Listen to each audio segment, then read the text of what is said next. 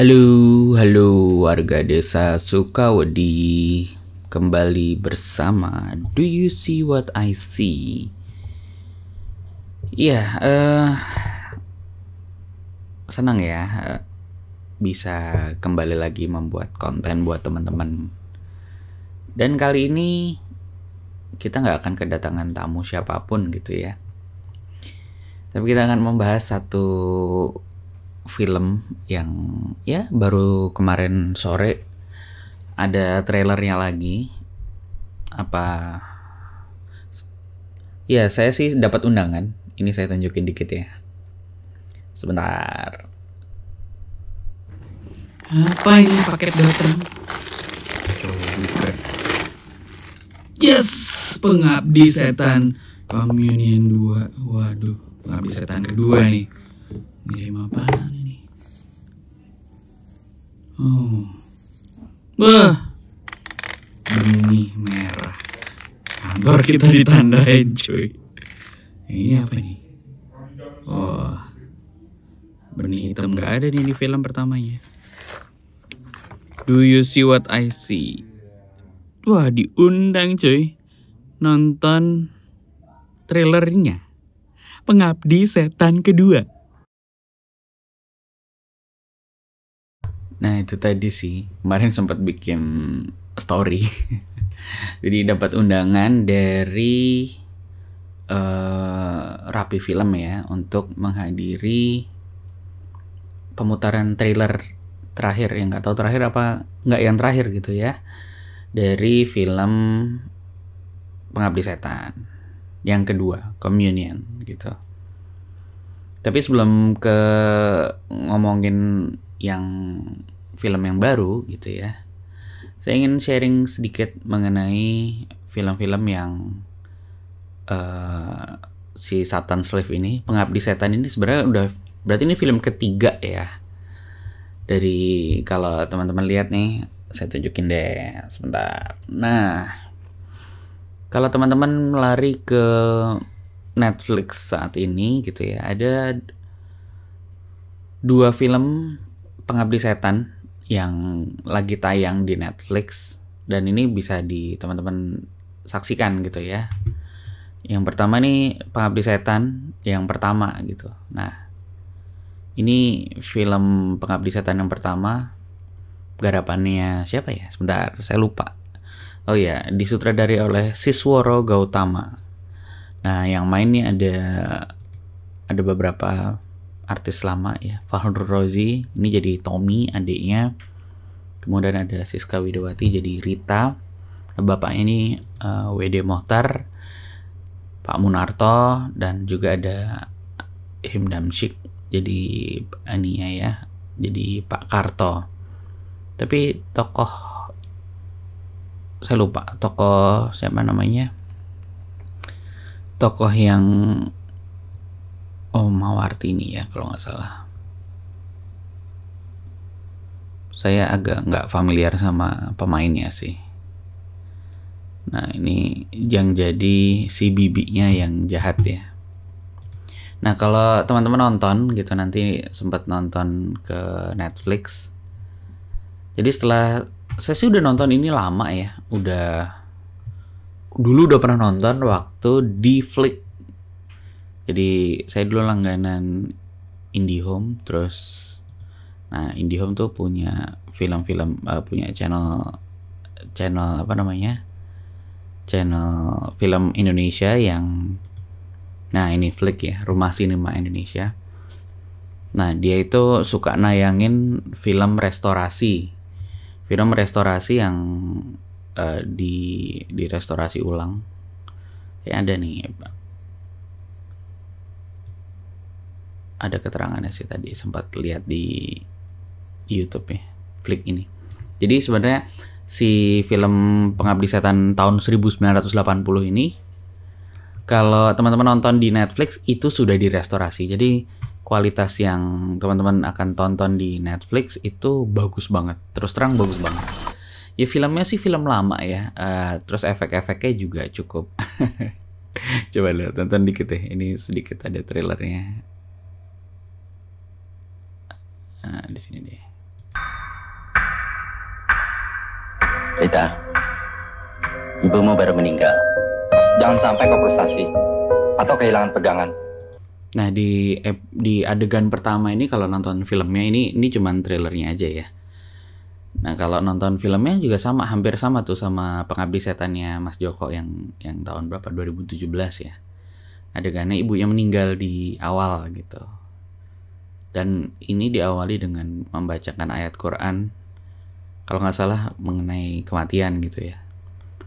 Dan film ini memang diceritakan keluarga mereka ini bisa dibilang Islam tapi tidak sholat. Jadi dijelaskan gitu. Mereka ya tidak ya gitulah, tidak melakukan ibadah dan sebagainya gitu.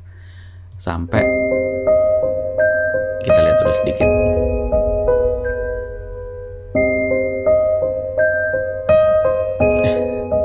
Semenjak kematian ibu, macam-macam saja yang terjadi di rumah ini. Jadi emang ceritanya itu setelah ibunya meninggal ada kejadian-kejadian aneh gitu ya. Ada penampakan yang mirip ibunya, terus ada aja. Terus nah mereka ini karena jauh dari agama diceritakan gitu ya. Nah, mereka kayak adiknya si Tommy ini, dia akhirnya karena takut dia malah melakukan ritual-ritual yang dia baca di buku misteri gitu ya, ritual goib. Nah, terus si kakaknya juga sama, dia punya pacar namanya Herman. Ini malah ya udah deh ke dukun aja gitu. Nah, ini kan ada adegan ke dukun nih.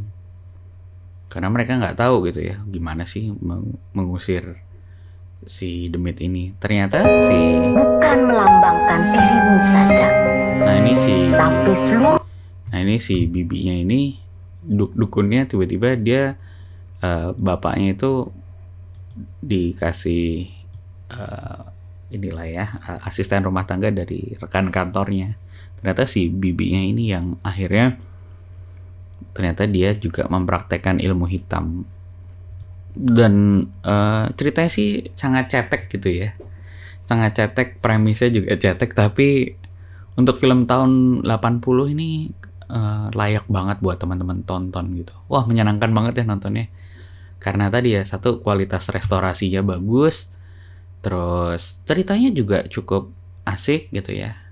Yang lucu sebenarnya narasinya, karena baru saya tonton ulang gitu ya kemarin. Saya baru ingat ternyata bahasa yang dipakai gitu ya, percakapan yang dipakai itu bahasa Indonesia baku gitu, dan itu lucu juga ya. Dan ternyata itu juga di filmnya Mas Joko yang 2000, di Pengabdi Setan yang 2017, itu kan karena settingnya juga sama ya, tahun 81. Nah, ceritanya di filmnya Mas Joko yang Pengabdi Setan itu ceritanya tahun 81. Ternyata bahasa-bahasa yang dipakai juga bahasa-bahasa baku gitu ya. Kayak menyebut kamu itu kau gitu. Kalau dilihat lagi dari film yang 1980 ini, ternyata sama gitu ya. Nah itu tadi ada adegan ya ini ya, maksudnya ini tuh adegannya waktu Tommy ketemu, kan dia baca yang ini nih. Nah waktu adegan tadi itu sebenarnya si Tommy lagi pengen ngusir setan. Akhirnya dia beli buku majalah misteri gitu ya, majalah goib. Majalah misteri, dan dia ada praktek-praktek situ. Tapi waktu di toko buku itu dia ketemu ustadz gitu ya. Daripada kamu baca gitu kamu nggak paham, kamu sholat aja gitu. Nah akhirnya si Tommy itu sholat beneran gitu ya, dikasih buku dan sholat. Nah ketika sholat ini ternyata si demitnya nggak suka gitu, malah diganggu habis-habisan. Dan ini sih yang cukup lucu. Nah ini sebenarnya film ini cukup menyeramkan ya, tapi karena memang departemen make upnya dan segala macam masih jadul, jadi malah ya cukup jadi hiburan aja lah ya, nggak serem gimana gitu. Nah menurut saya ini termasuk film yang oke lah. Manusia-manusia kalian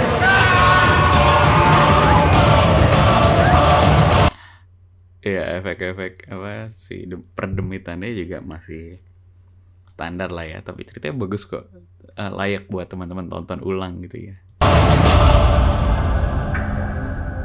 Tuh, telah direstorasi dalam format 2K. Nah sebenarnya yang di Netflix ini juga mungkin film yang sama yang sudah direstorasi, entah sama Flick atau memang direstorasinya sama Netflix ya. Tapi gambarnya bagus banget. Jadi nggak nyangka kalau itu film tahun 80 gitu, film jadul berat yang kita bisa tonton ulang. Jadi sebelum nonton nanti, kalau teman-teman nonton tadi kan nanti kita sama-sama lihat juga ada trailernya dari Pengabdi Setan yang pertama. Ntar kita lihat bareng ya Pengabdi Setan yang kedua. Nah ini trailer yang baru tayang ya. Macem-macem aja kamu, ketakutan gak jelas. Ya karena kita gak pernah mau ngomongin apa yang kita pernah alamin. Semua pura-pura kayak gak pernah terjadi. Aku yakin kok gak ada keluarga lain yang ngalamin kayak keluarga kita. Nah sebelum teman-teman nanti nonton ini gitu ya, nonton trailernya, karena saya juga lupa wah filmnya kayak apa ya kemarin gitu. Nah saya kemarin nyempetin balik lagi ke Netflix terus nonton yang pertama lagi. Dan ternyata setelah ini saya kali kedua sih sebenarnya. Dulu nontonnya di bioskop dan saya waktu itu nggak merhatiin detail filmnya gitu ya. Ternyata waktu itu kan saya sempat bilang kalau film Pengabdi Setan ini agak kurs ya, karena memang adegan belakangnya tuh saya bilang kayak adegan film Harry Potter lagi lawan musuh-musuhnya gitu, karena setannya keluar semua. Tapi setelah saya tonton ulang di Netflix, ternyata wah gila, bagus ceritanya gitu ya, dan rapi banget gitu. Maksudnya sangat mungkin salah satu film yang bukan horor, tapi sisi horornya memang di awal-awalnya ya, waktu si ibunya itu diteror sama ibunya, pelan-pelan dibangun terornya. Cuman ini lebih ke, mungkin saya bilang bisa jadi kayak ke film kayak apa ya, kayak teman-teman nonton Stranger Things kali deh. Ada hal-hal yang aneh gitu lah, tapi bukan sesuatu film yang sangat menakutkan gitu ya. Dan hampir sama juga pendekatannya ketika film Pengabdi Setan yang pertama ini di teman-teman nonton gitu ya. Nggak bakal takut sih, cuman menarik aja buat disimak gitu. Nah kalau nanti teman-teman balik lagi terus udah nonton yang ke pertama ini, si Pengabdi Setan ini kan ada karakternya si kakaknya sama 3 orang adiknya gitu ya. Di akhir ceritanya di Pengabdi Setan yang ya kan ada Tara Basro jadi Rini bapaknya, terus anaknya Tony sama Ian. Nah kalau singkat saya simpulkan gitu ya, film itu kan sebenarnya ketika ibunya nih si Mawarni ini meninggal, terus habis meninggal kan ada kejadian-kejadian aneh di rumah ya. Nah bapaknya tuh sempat pergi gitu ya, nggak tahu kemana karena kan waktu itu terjerat sama utang gitu ya, rumahnya digadaikan dan sebagainya. Dan ketika ditinggalkan itu ternyata kakak beradik ini si Rini, Tony sama Ian diganggu sama berbagai macam kegiatan goib lah gitu ya. Ada penampakan ibunya, ada diganggu lah. Nah si Ian ini di filmnya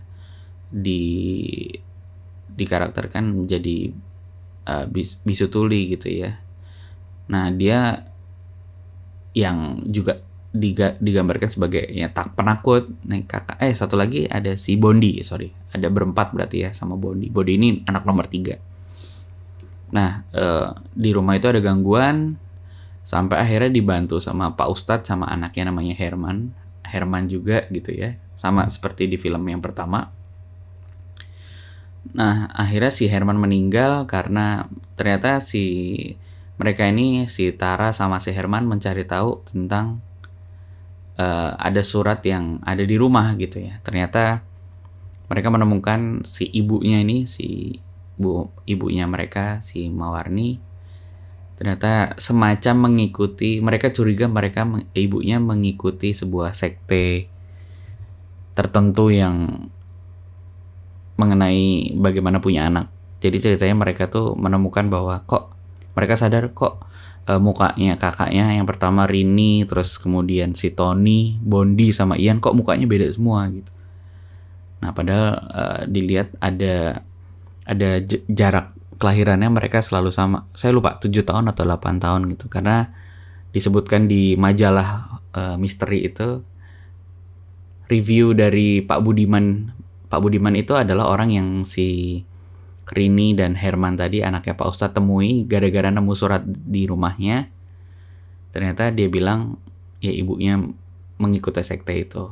Nah akhirnya dikasih tahu di majalah horor itu ditulis apa yang dilakukan oleh sekte itu, termasuk punya anak dari perkumpulan sekte itu, dan anak terakhirnya itu akan diambil gitulah ceritanya gitu ya. Jadi setelah umur 7 tahun anaknya akan diambil. Makanya jarak kelahirannya antara Rini, Tony, Bondi dan Ian itu 777 gitu.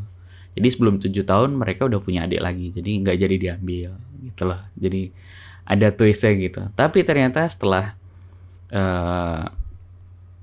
di akhir-akhir ceritanya, ternyata tulisan yang Pak Budiman ceritakan di majalah goib itu ada revisi gitu. Ternyata bukan akan diambil, tapi ternyata anak terakhir dari anak yang mengikuti sekte itu ternyata dibilang anak setan lah gitu. Makanya di adegan terakhir film Pengabdi Setan yang 2017 ini, si Ian-nya ternyata bisa ngomong. Dan ternyata dia ketawa-ketawa dan ikut sama para penjemputnya gitu. Nah, belum tahu diceritakan demikian apakah itu akan dilanjutkan lagi di film keduanya atau enggak. Tapi yang jelas si Ian-nya, anak terakhirnya itu yang nomor 4 ini dibawa sama setan-setannya gitu. Karena katanya di situ anak setan gitu ya, ceritanya gitu. Nah, si bapaknya emang waktu itu pulang dari pergi dan akhirnya mengajak mereka semua untuk pindah. Terakhirnya gitu ya, pindah ke sebuah apartemen.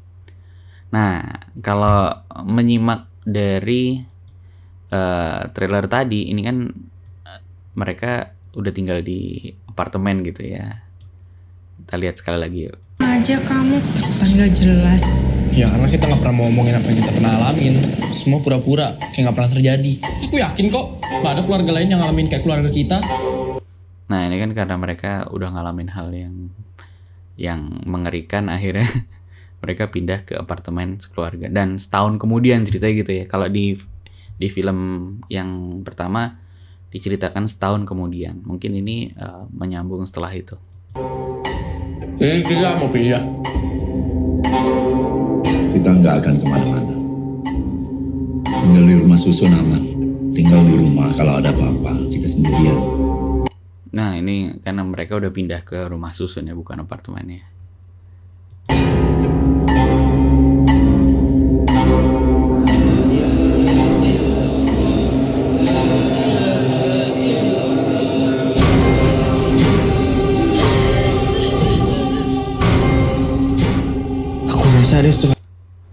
Tapi kalau lihat trailernya ini jadi ingat film The Raid nggak sih? Ya mirip-mirip kali ya ini apartemennya, vibe filmnya gitu. Waktu di rusun ini. Rusun Mandara di utara. Tolong. Kalau saya tidak. Nah ini Pak Budiman kalau nggak salah namanya, yang tadi saya bilang, dia tuh yang nulis satu rubrik di majalah horor yang ternyata ngebahas mengenai si sekte itu gitu. Nah dia juga yang nyelamatin keluarganya mereka itu waktu terakhir diserbu sama setan-setan itu di film pertamanya. Kesana akan banyak orang celaka. Ini soal hidup dan mati. Dari dulu kita nggak pernah tahu bapak kerjanya apa. Nah mereka tuh selalu curiga bapak tuh ngapain sih waktu di film pertamanya tuh juga nggak jelas ya bapak mau ngapain, pergi kemana. Terus nggak ada keterangan apapun, tahu-tahu udah pergi aja. Bahkan setelah ibu meninggal, bapak nggak pernah bilang dia mau kemana. Dia kemana-mana selalu bawa tas ini. Dan kalau pulang, dimasukin lemari, langsung dikunci. Itu lantai kosong.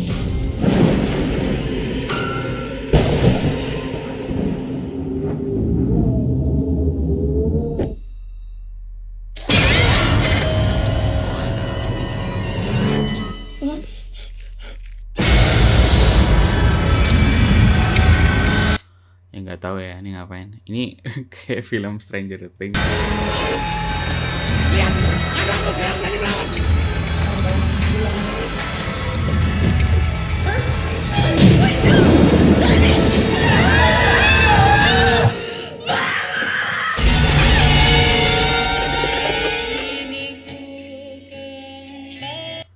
Ini ada lagu baru lagi.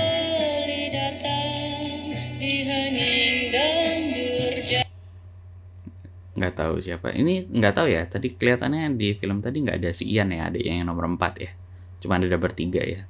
Jadi Bondi, Rini sama siapa tadi namanya? Lupa. Oh, Tony.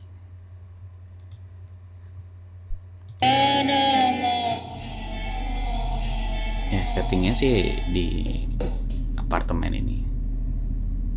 Siapa lu? Ada ibunya lagi.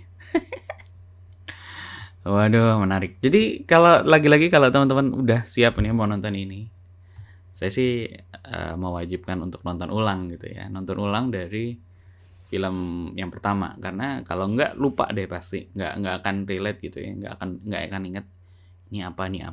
Jadi kalau nonton ulang tuh emang akhirnya kita akan tahu detailnya gitu. Nah itu sih yang buat saya kemarin akhirnya nonton lagi supaya pas nonton trailer ini, wah itu iya. Padahal cuma trailer doang ya undangannya. Tapi kalau pengen sekali lagi balik lagi punya waktu dan pengen nonton, saran saya justru diulang dari Satan's Slave yang pertama ini gitu ya. Jadi teman-teman bisa ngelihat originnya kayak gimana sih, di OG-nya Satan's Slave atau Pengabdi Setan tuh kayak apa, karena ceritanya memang berbeda tapi bisa dapat insight. Dan satu ini juga fun fact juga, kalau teman-teman nonton yang pertama nih yang tahun 1980, sumpah back soundnya, soundtracknya segala macam itu mirip banget sama Stranger Things. Saya kira kemarin, wah kok denger suara Stranger Things, ternyata oh mungkin Stranger Things kan memang tahun 80-an ya settingannya ya. Nah, vibe musiknya itu vibe-nya Stranger Things yang ada di Satan's Slave. Jadi sama tuh. Coba dengerin deh kalau nggak percaya. Ya itu aja mungkin hari ini saya cuman sedikit cerita aja bahwa kemarin dapat undangan nonton trailer, terus nggak tahu nanti bakal diundang lagi nggak di UC What I See buat nonton premiernya screening utama filmnya kalau sebelum tanggal 4 Agustus. Jadi bisa, nggak tahu boleh spoiler nggak. Janganlah ya. Jadi ini satu film yang layak ditunggu sih menurut saya. Jadi silahkan aja nanti teman-teman persiapan dulu sebelum nonton tanggal 4 Agustus. Nonton dulu 2 film yang saya yakin akan menghibur teman-teman juga ya. Nggak takut sih, bukan film horor, tapi film yang layak ditonton buat hiburan aja. Ya itu aja mungkin hari ini. Sampai jumpa di minggu depan karena ini sudah hari Jumat. Assalamualaikum warahmatullahi wabarakatuh.